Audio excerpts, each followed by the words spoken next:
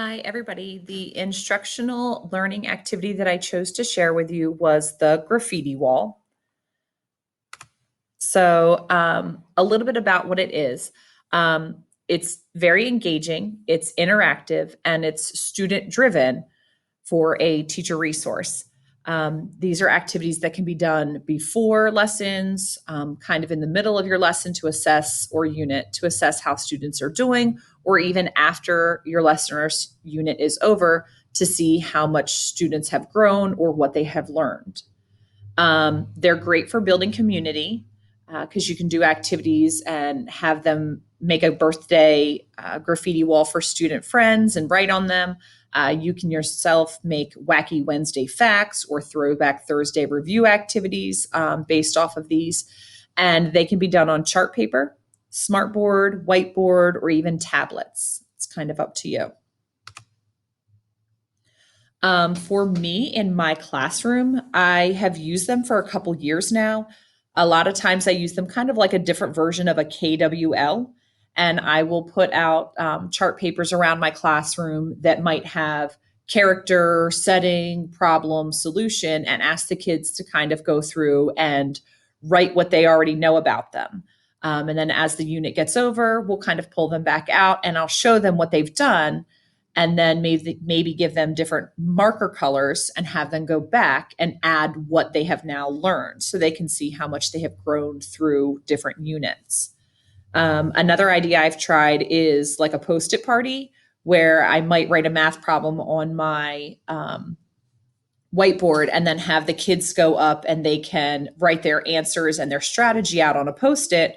Or if they need more space, now they can use it, the whiteboard itself, and just write on it. So that way they have a way to show me a strategy that they like and understand, and I can check to ensure that their strategy is correct and they're ready to move on to whatever our next skill is.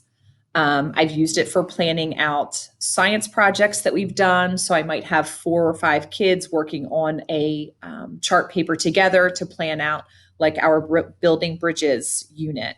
And they have to tell me the tools that they need and step by step directions, and then do their little drawing of their model that they're going to end up creating. And those will end up hanging with the little mini bridge that each group makes.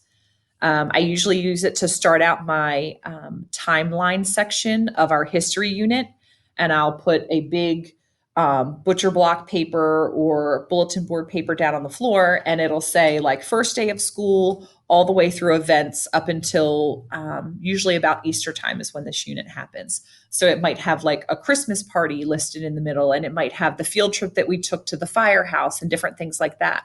And it teaches the kids how to put those events in order, but they're able to go and share their memories of those events and their feelings of like the first day of school and draw pictures of them and their friends at these different events. So it kind of gives them a great creative outlet as well. And then lastly, definitely birthdays. I always put the kid's name, who's having a birthday, and what their birthday is. And their friends are able to draw them pictures and write them little birthday messages. And it's something that they can take home with them at the end of the day and kind of hang up in their rooms. And they really enjoy those.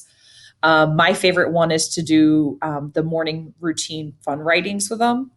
And I like to write like wacky facts on Wednesdays and have them come up and tell me things, or like throwback Thursday. Do you remember when? And I kind of give them an old memory. Or I might ask something simple like, what's your favorite food and why? And it's cute to see them get to be their own person and really see their self expression. So you have those kids that will write you like a book on your whiteboard, but then you also have your artistic kids that are going to draw pictures or they're going to write. I've even had a kid that wrote a poem before, which as second graders was kind of shocking to me because that's not usually the route that they go, but they're just very expressive. It's great. There is no right, there is no wrong, and it gives them a fun, creative outlet to use.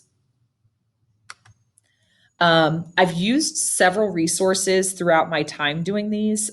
We Are Teachers website was one of my favorites because it gave me other quick little ideas of something to do.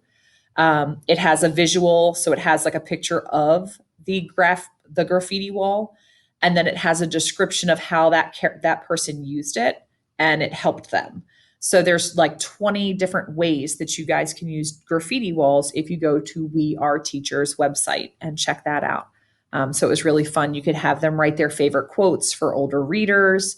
There were some where they were doing like science experiments and things like that, and they were putting those up. So those were fun to see, especially as an elementary teacher, to see how they're used in older situations. The two YouTube videos that I linked, Robert McKenzie's Graffiti Wall YouTube video. His students are younger. They're maybe like third, fourth ish grade. And they're doing their activity on chart paper or construction paper around the room. And it shows you how the kids rotate and the different ways that they communicate as they're working together. And then they even do a self reflection afterwards, which was really neat to see. But Molly Eldridge's Graffiti Wall YouTube video, she has older kids, probably middle school aged, but she shows that they have technology use in the building that she's in. And so her kids do two different versions of using Nearpod and Padlet. So she's able to push out a question or an idea to them on those two apps. And the kids have the link and they're able to give their thoughts and feelings. And again, it's one where they can type it up and do it in writing, or they can even find images online, or they can draw it on their tablet. It's a really great resource. So if you have the technology version, you can do Nearpod or Padlet. And if you're kind of, my building does not have that, but I can do lots of chart paper and construction paper and bulletin boards and all of these different things.